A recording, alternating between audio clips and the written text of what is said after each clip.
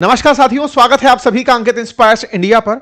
हाल ही में अमेरिकी राष्ट्रपति का एक इंटरव्यू वायरल हो रहा है जिसमें लोगों से मदद मांग रहे हैं, दुनिया के देशों से युद्ध में आने का आह्वान कर रहे हैं। ऐसे में सबसे बड़ा सवाल यह है कि क्या अमेरिका स्ट्रेट ऑफ हॉर्मुज में हार गया है?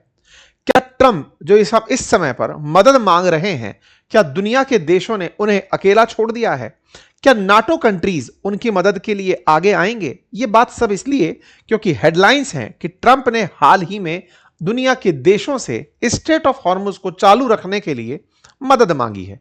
ऐसे में क्या नाटो कंट्रीज अमेरिका के साथ जाकर खड़े होंगे? पहला सवाल। दूसरा सवाल, क्या वाकई में अमेरिका ईरान के सामने जस्टिफाई नहीं कर पा रहा है कि मैंने जो किया है वो सही है या गलत है? या अंतरराष्ट्रीय प्रेशर अब अमेरिका को कूटनीतिक स्तर पर आइसोलेट कर दिया है? साथ ही साथ आज के सेशन में जिक्र करेंगे नॉर्थ कोरिया का, जो युद्ध में अपने आप को अकेला पाते हुए साउथ कोरिया की सांसें अटका दिया है। चर्चा करेंगे इन सारी विषयों के ऊपर एक एक करके, लेकिन हां, फिलहाल के लिए इनकी धमकी सर्वोपरि, जिसमें इन्होंने नाटो कंट्रीज से कहा है कि यदि आप हमारे साथ नहीं आए तो बहुत बुरा होगा। तो नाटो कंट्रीज के साथ बुरा करने की धमकी देने वाले ट्रंप किस तरह से दुनिया से धमकाकर मदद मांग रहे हैं, ये इनका एक गुंडागिर्दी वाला तरीका है या फिर वाकई में अमेरिका जरूरत में है? चलिए विश्लेषण करते हैं, लेकिन उससे पहले एक जरूरी जानकारी। साथियों, जैसा कि आप सभी जानते हैं कि हमने आप लोगों के लिए एक प्रॉपर कोर्स लॉन्च किया था आर्टिफिशियल इंटेलिजेंस पर। आर्टिफिशियल इंटेलिजेंस के कोर्स से बहुत से लोगों को बहुत अच्छी अच्छी मदद मिली। उसी मदद के ऊपर एक और वेबिनार हम आपके साथ करने जा रहे हैं। फ्री वेबिनार है जिसके लिए आप हमारे साथ रजिस्टर कर सकते हैं। वेबिनार से हम आपको सिखाएंगे कि आप एआई के माध्यम से कैसे साइड इनकम के सोर्स जनरेट कर सकते हैं। इस रविवार सुबह 11 बजे के लिए अगर आप इस फ्री वेबिनार में रजिस्टर करना चाहते हैं तो कमेंट बॉक्स के अंदर एक लिंक दिया गया है, वहां जाकर कम्युनिटी को ज्वाइन करने का लिंक है, उसको जाकर ज्वाइन कर लीजिए। आपके पास कंप्लीट अपडेट आ जाएगा, वेबिनार का लिंक आपको वहां से मिल जाएगा। चलिए आगे बढ़ते हैं साथियों। आज अमेरिका, इजराइल और ईरान के बीच जंग का 17वां दिन है। इस बीच में युद्ध के अपडेट में सबसे बड़ी अपडेट यह है कि ईरान ने इतने दिनों से जो अपनी मिसाइल सैजिल थी, जो यूज नहीं की थी, उसका हाल ही में इस्तेमाल किया है। यह सैजिल मिसाइल ईरान की ब्रह्मोस समझी जाती है। इस मिसाइल की रेंज 2000 से 2500 किलोमीटर तक मानी जाती है। ठोस ईंधन से चलने वाली इस मिसाइल को ईरान ने इजराइल पर लॉन्च किया है। इस मिसाइल को डांसिंग मिसाइल के नाम से भी जाना जाता है। कहा जाता है कि यह मिसाइल लक्ष्य पर पहुंचकर भी लक्ष्य बदल सकती है, यानी कि रास्ते से लक्ष्य पर पहुंचने से पहले अपनी दिशा बदल सकती है। ऐसा इसलिए महत्वपूर्ण बताया जा रहा है क्योंकि ऐसा करके यह मिसाइल आयरन डोम जैसे सिस्टम से सेल्फ डिफेंस की तरफ चली जाती है। यही कारण है कि इस मिसाइल को बड़ी अटैकिंग तरीके के रूप में ट्रीट किया जा रहा है कि ईरान ने इजराइल के ऊपर रवैया बदल दिया है और ऐसी मिसाइलों का यूज कर रहा है जो उसने अब तक नहीं की थी। तो क्या भविष्य में कुछ और खतरनाक प्रयोग कर सकता है? सैजिल मिसाइल का परीक्षण पहले भी इन्होंने जून 2025 में किया था, लेकिन जैसे ही अब इसको चलाया गया है, इसके बाद में ईरान की स्ट्रेटेजी को लेकर चर्चाएं तेज हो गई हैं। चर्चाएं तो इस बात पर भी हैं कि नेतन्याहू को कहीं कुछ हो तो नहीं गया है। ऐसा इसलिए क्योंकि सोशल मीडिया पर कुछ ऐसे मीम्स भी वायरल हो रहे हैं जिसमें नेतन्याहू ने जब राष्ट्र को संबोधित किया तो उनके हाथ में 6 उंगलियां दिखाई दी थी। उससे सोशल मीडिया पर बज क्रिएट हुआ कि कहीं इनका देहांत तो नहीं हो गया है, कहीं इनका एआई जनित वीडियो चलाकर तो नेतन्याहू का इस्तेमाल नहीं किया जा रहा है। नेतन्याहू कहां हैं, ये कई दिनों से पूछा जा रहा था। अचानक कल नेतन्याहू फिर प्रेजेंट होते हैं और वो एक कॉफी शॉप पर कॉफी पीते हुए दिखाई देते हैं। सवाल फिर खड़े होते हैं कि जिनको मृत बताया गया था उन्हें इजराइल वालों ने डीप फेक से रीजनरेट करके दुनिया के सामने खड़ा कर दिया है। खैर, सच क्या है ये तो खैर इजराइल ही जानता है, लेकिन इस बीच में दोनों देशों के अपने दावे हैं। जहां ईरान को इस बात की सबसे ज्यादा सहायता मिल रही है कि ईरान सच बोल रहा है, क्योंकि खमनेई की मौत पर ईरान ने सार्वजनिक रूप से घोषणा कर दी थी कि हां वो मर गए हैं, और अमेरिका इस समय डिनायल मोड में चला गया है। अमेरिकी राष्ट्रपति जो दुनिया भर के सामने भारत और पाकिस्तान के बीच में जब ऑपरेशन सिंदूर के समय हीटेड माहौल बन गया था, उन फ्लाइट्स को गिराने की संख्या को 11 तक बता चुके हैं। आज खुद एआई के जमाने में कहते हुए पाए जा रहे हैं कि ईरान फर्जी तरीके से एआई जनित वीडियो डालकर दिखा रहा है कि हमारे कितने नुकसान हुए हैं। अमेरिकी राष्ट्रपति कह रहे हैं कि ईरान 5-5 फाइटर जेट गिराने की जो हमारी बातें कर रहा है, ऐसा कुछ नहीं हुआ है। विचारणीय तथ्य है, जो अमेरिका एआई का निर्माता कहा जाए, जहां से एआई शुरू होकर आया है, जिसकी टॉप कंपनीज जिसके कंट्रोल में है, वो आज ईरान पर डीप फेक का आरोप लगा रहा है। सत्यता के मामले में जनता ईरान पर ज्यादा विश्वास कर रही है कि वो जो कह रहा है वो ज्यादा सही है। ट्रंप जो कह रहे हैं बहुत दिनों से झूठे प्रूव हो चुके थे और अब इनका झूठ पब्लिक हो चुका है, तो इस चलते इनके साथ में लोग रिलेट नहीं कर पा रहे हैं। कुल मिलाकर के ईरान अब अमेरिका को उसकी इमेज के साथ साथ, उसकी जियोपॉलिटिकल स्थिति के साथ साथ तमाम जगहों पर बराबर चोट पहुंचा रहा है। जहां तक बात हो खमनेई के बेटे के द्वारा सत्ता संभालने की, तो वो स्वस्थ और तंदुरुस्त बताए गए हैं, लेकिन अमेरिकियों के सामने वो दिख नहीं रहे हैं। लेकिन उन्होंने स्ट्रेट ऑफ हॉर्मुज पर अपना नियंत्रण साफ दिखा दिया है। चर्चा है कि स्ट्रेट ऑफ हॉर्मुज से निकलने वाले जहाजों को पूरी तरह निशाना ईरान के द्वारा बनाया जा रहा है, लेकिन अपने फ्रेंडली नेशंस को छोड़ दिया जा रहा है। उन देशों में चीन और भारत का नाम सर्वोपरि है कि यदि ये दो देशों के जहाज यहां से निकलेंगे तो इन्हें ईरान नुकसान नहीं पहुंचाएगा। तारीफ इस बात की हो रही है कि भारत ने दोनों ही देशों से, जो दोनों युद्ध कर रहे हैं, उनसे किस तरह से अपनी कूटनीति सेट कर ली। इजराइल से मिलकर आए थे, अगले दिन ईरान से जंग शुरू हुई, उसके बावजूद भी ईरान भारत के जहाजों को आने दे रहा है। अमेरिका से भारत को 1 महीने तक रशिया से तेल खरीदने की छूट मिलती है, वहीं ईरान भी हमें तेल निकालने की इजाजत देता है। चर्चाएं भारत की कूटनीति की भी इन दिनों जोरों पर हो रही हैं। खैर, चर्चाएं तो अमेरिका की भी हो रही हैं, जिसने स्ट्रेट ऑफ हॉर्मुज के बारे में कहा था कि मैं यहां से निकलने वाले जहाजों को सुरक्षा दूंगा। US navy will protect gulf shipping as Iran threaten strait of Hormuz. ये इन्होंने 4 तारीख की न्यूज है, ये उसकी कटिंग है जिसको मैं आपको दिखा रहा हूं कि दुनिया वालों चिंता मत करो, यहां से निकलने वाले सभी जहाजों को अमेरिकी नेवी पूरी तरह एस्कॉर्ट करेगी, उनकी सुरक्षा देगी।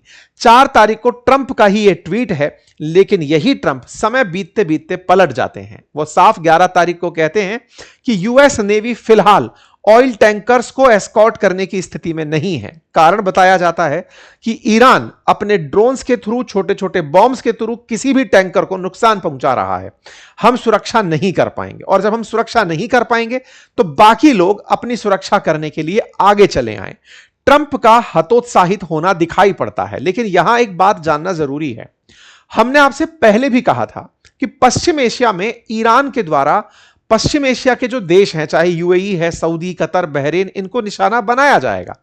और अमेरिका यह चाहता था कि जैसे ही इन्हें निशाना बनाया जाए, ये देश भी ईरान पर हमला करने के लिए अग्रसर हों। चूंकि इतने दिनों तक युद्ध चलते हुए हो चुका है, 17 दिन चल चुके हैं, और अब तक ये देश, पश्चिम एशिया के देश, हमले का प्रतिक्रिया नहीं कर रहे हैं। इससे ट्रंप बौखला रहे हैं। ट्रंप को लग ये रहा था कि चाहे कुछ हो ना हो, मैं ईरान का जो रिटेलिएशन होगा उसमें इन देशों को निशाना बनाया जाएगा, तो ये देश आत्मरक्षा के लिए ही ईरान पर हमला कर पड़ेंगे। और एक बार ये हमला करने निकल पड़े, मेरी हथियारों की सेल बढ़ जाएगी। मिडिल ईस्ट के देश मुझसे हथियार खरीदने निकल पड़ेंगे, उनके पास बहुत पैसा है और मुझसे वेपन खरीदेंगे। तो अमेरिका ने यह युद्ध शुरू किया ही इसलिए था कि मैं बस तीली लगाऊंगा, उसके बाद ये आपस में झगड़ेंगे और झगड़ करके मेरे पास चले आएंगे। मैं बिल्कुल वैसे ही जैसे द्वितीय विश्व युद्ध के अंदर बचावकर्ता के रूप में निकला था और शक्तिशाली राष्ट्र बन गया था। कहते हैं कि फ्रांस और ब्रिटेन जब इटली और जापान से लड़ रहे थे, उस समय पर ये दोनों ही देशों के बीच में शुरुआत में सप्लायर बन के खड़े फर्स्ट कॉर्नर में हमेशा से ब्रिटेन फ्रांस के साथ थे, लेकिन किसी की मदद पड़े तो हम हैं। ऐसे में आज की स्थिति फिर से दिखाई पड़ती है कि ये ईरान और सऊदी को लड़ाने के लिए हर संभव प्रयास कर रहे थे, जबकि उन देशों ने साफ मना किया था कि सर ईरान पर गोला मत डालना। लेकिन इन भाई साहब ने गोला डाला, क्योंकि खुद तो बहुत दूर बैठे हैं और खुद की मार के नाम पर इन देशों को पिटवाना शुरू किया। अब जब ये लोग नहीं निकले तो इनका पूरा फ्रस्ट्रेशन जाहिर हो रहा है। खुद बाहर निकलकर कह रहे हैं कि मेरे पास तो खूब तेल है, जिनका तेल नहीं बिक रहा या जिनके देश में तेल नहीं पहुंच रहा वो आगे आए और वो स्ट्रेट ऑफ हॉर्मुज को खुला रखने में मदद करें। ट्रंप ने स्टेट्स को इस तरह बिगाड़ दिया है कि जहां स्ट्रेट ऑफ हॉर्मुज से पहले 150 जहाज पर डे निकलते थे, आज वहां 4 जहाज पर डे निकलकर जा रहे हैं। और ट्रंप ने इस स्थिति तक दुनिया को पहुंचाकर खुद हाथ खड़े कर दिए हैं। अपनी तरफ से कहते हैं कि स्ट्रेट ऑफ हॉर्मुज से जो तेल हासिल करने वाले रास्ते हैं, देश हैं, वो खुद की सुरक्षा खुद सुनिश्चित करें। हम उनकी पूरी मदद करेंगे, लेकिन उन देशों के साथ तालमेल जरूरी है ताकि ये सब लगातार जारी रह सके। साफ साफ सी बात है कि अमेरिका ने पहले युद्ध शुरू किया, युद्ध शुरू करके जब पूरी तरह रायता फैल गया तो उसे समेटने के लिए दुनिया के देशों का आह्वान हो रहा है। इसमें यूरोप के इनके जो साथी हैं, नाटो के जो अलाइज हैं, जो कि अकॉर्डिंग टू इनका जो आर्टिकल 5 है जिससे बंधे हुए हैं कि अगर अमेरिका पर हमला होता है तो उसे हम सब पर हमला माना जाएगा, उनको यह आह्वान दे रहे हैं कि तुम लोग आओ, अमेरिका पर हमले हो रहे हैं और हमें बचाओ। लेकिन इस बात को स्वीकार नहीं रहे हैं कि हम पर हमले हो रहे हैं, इसलिए वो देश भी नहीं आ रहे हैं। तो नाटो ने भी आने से इनकार कर दिया और ये जो पश्चिम एशिया के देश हैं ये भी बदला नहीं ले रहे। ये ट्रंप की स्ट्रेटेजी बिगाड़ने वाला है। इसी के चलते ट्रंप ने अपने जहाज में चलते चलते यह कहा कि we always there for NATO, हम हमेशा नाटो के लिए थे, हम उनकी मदद कर रहे थे यूक्रेन के मामले में, लेकिन अब हमें कोई मदद करने नहीं आ रहा है, हमारे साथ में आना चाहिए। अगर ये नहीं आते हैं तो बड़ी मुसीबतों का सामना करना पड़ सकता है। स्ट्रेट को ओपन रखने के लिए तो इन्हें आना चाहिए। हमारे पास तो खूब सारा तेल है, हमें कोई जरूरत नहीं है, लेकिन मैं सब उन देशों से कह रहा हूं जिनके देशों में तेल नहीं पहुंच रहा है। तो महाराज, आपने युद्ध शुरू किया था तो आप पंच बनकर क्यों गए थे? हमें तो ईरान से पहले भी दिक्कत नहीं हो रही थी, आपने जाकर बम मारे, युद्ध को शुरू किया। अब आप कह रहे हैं कि आपको तेल चाहिए तो आप रास्ता खुलवा लो, तो बिगाड़ने चले आए थे। तो टेक्निकली अगर देखा जाए तो दुनिया का हर व्यक्ति इस बात से जरा जरूर आहत होगा कि अमेरिका, तुम तो शुरू किए थे इस पूरी जंग को, अब जब बिगड़ चुका है माहौल तब दुनिया से कह रहे हो कि आओ और रास्ता खुलवा करके सामान लेकर चले जाओ। इसका मतलब यह हुआ कि तुम्हारी चाहत पहले से ही ईरान को खराब करने की नहीं थी, तुम्हारी पूरी वर्ल्ड ऑर्डर को अव्यवस्थित करने की थी कि मैं दुनिया को एक बार तहस नहस कर दूं। समझदारी दुनिया के देशों ने यह की कि वो तुम्हारे साथ जाकर जंग में नहीं उतरे। हर देश अपना किनारा करके बैठ गया क्योंकि वो तुम्हारे सोच से वाकिफ हो चुके थे। कोई भी नाटो कंट्रीज तक इनके साथ नहीं आए, पश्चिम एशिया के जो देश हैं वो भी इनके साथ नहीं आए, ये अपनी बातें कहते रहे। इस बात पर लोगों ने इन्हें अमेरिका में ही घेरना शुरू किया और कहा कि मिस्टर प्रेसिडेंट, आप भूल चुके हैं, आपने अपने ही नाटो सहयोगियों का क्षेत्र कब्जाने का प्लान किया था। ग्रीनलैंड वाला मामला याद होगा ना, जब ये मादुरो को उठा लिए थे उसके बाद इनका हौसला बहुत बढ़ गया था, ये ग्रीनलैंड हथियाने चले थे। तो इसके बाद में इनको कहा गया कि मिस्टर प्रेसिडेंट, भूल गए, आप अपने नाटो सहयोगियों के ही क्षेत्र को कब्जाने निकले थे। भाई साहब, सब लोग इनको देख करके कह रहे हैं कि आज अमेरिका इनके चलते जिस तरह से पूरी दुनिया के अंदर अलग थलग पड़ गया है, जिसको घमंड था कि मैं पूरी दुनिया में अकेले राज कर सकता हूं, एक युद्ध अकेले लड़ने निकला, उससे पूरी दुनिया ने रास्ता दिखा दिया कि तुम कुछ नहीं कर पाओगे। कुल मिलाकर यूएस प्रेसिडेंट का अब एक और हतोत्साहित भरा बयान वायरल हुआ, जिसमें वो कहते हैं कि हो सकता है कि मुझे इस महीने चाइना जाना था, वो लेट हो सकता है।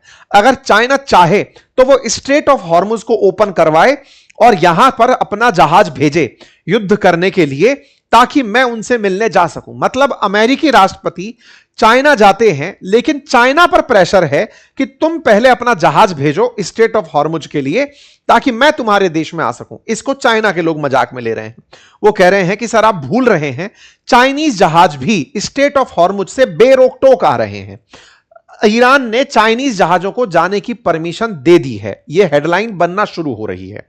ब्लूमबर्ग ने इस बात को लिखते हुए कहा कि साहब, आपका वहां जाना डिले हो सकता है क्योंकि आप परफॉर्म नहीं कर पा रहे हैं, लेकिन चाइना ने ईरान के साथ बात बैठा ली है, बिल्कुल वैसे ही जैसे भारत ने ईरान के साथ बातचीत बिठा ली है।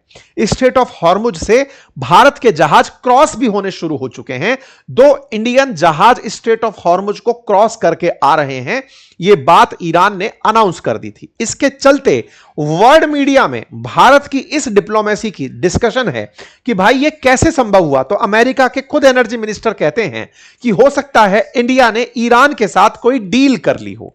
भाई साहब, इसकी चर्चा अल अरेबिया में भी होती है और इस बात की तारीफ होती है कि भारत ने अमेरिका को भी साध लिया और ईरान को भी साध लिया और अपनी जरूरतों को भी पूरा करने के लिए जो प्रयास करने थे वो कर लिए। लेकिन जो कूटनीति नहीं कर पाए वो ये महाशय हैं। इनकी वजह से दुनिया के देशों को परेशानी हुई और तो और अब ये दुनिया के पत्रकारों से बचते दिखाई दे रहे हैं। अपने हवाई जहाज में अक्सर इन्हें इंटरव्यू देना होता है।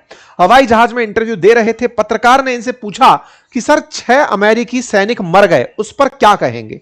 भाई साहब सवाल इग्नोर करके अंदर चले जाते हैं। इस पर फिर से अमेरिका में लोग इन्हें ट्रोल करने निकल पड़ते हैं कि लीजिए और पूछ लीजिए कितने लोग थे, कोई जवाब नहीं।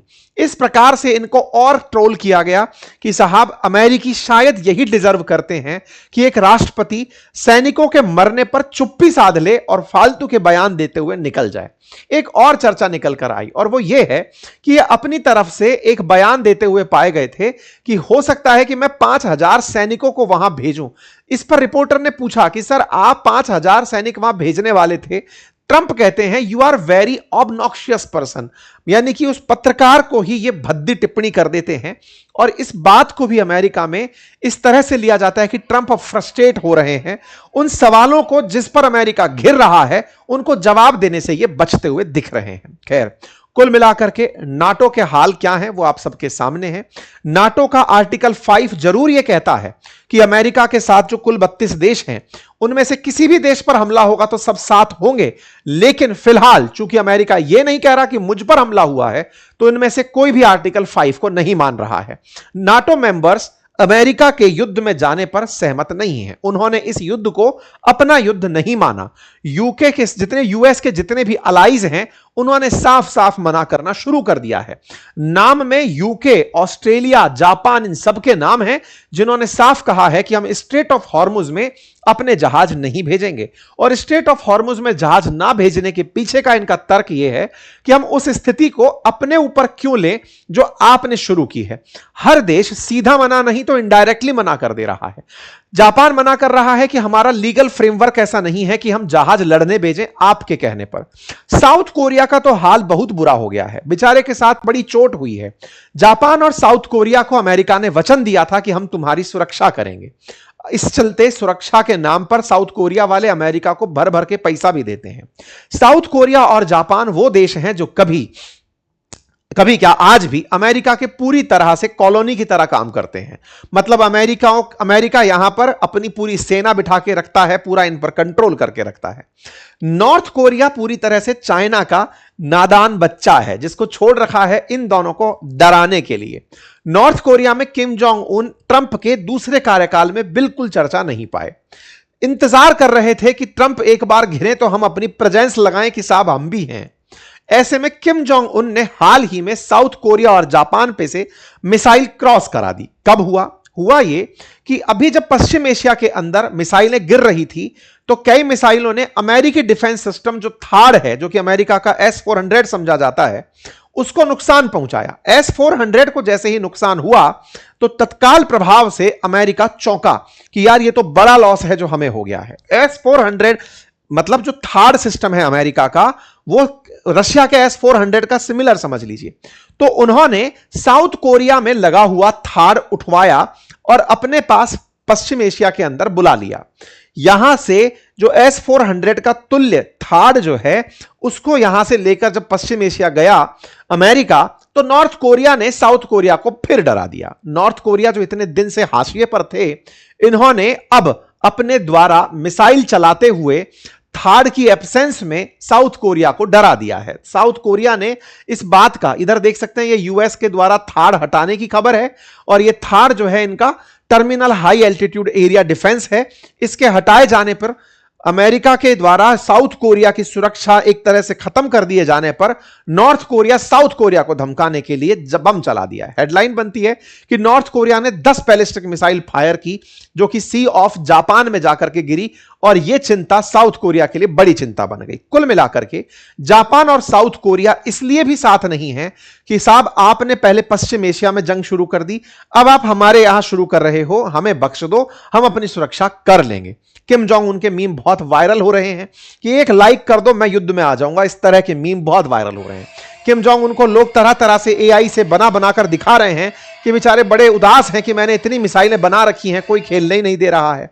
लोग इनके मीम इसलिए भी बना रहे हैं कि अमेरिका सबसे ज्यादा नॉर्थ कोरिया से नफरत करता था कि उसने परमाणु कार्यक्रम बना रखा है।